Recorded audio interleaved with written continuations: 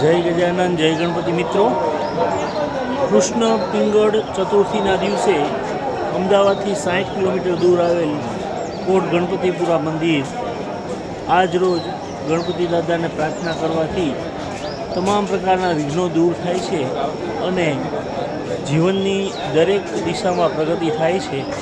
તો આજરોજ ગણપતિ દાદાના દર્શન ચોક્કસથી કરવા અને પ્રાર્થના કરવી, ઘરમાં સુખ શાંતિ અને સમૃદ્ધિ રહે, તમામ મનોકામનાઓ પૂર્ણ થાય એવી ગણપતિ દાદાને પ્રાર્થના. જય ગજાનન.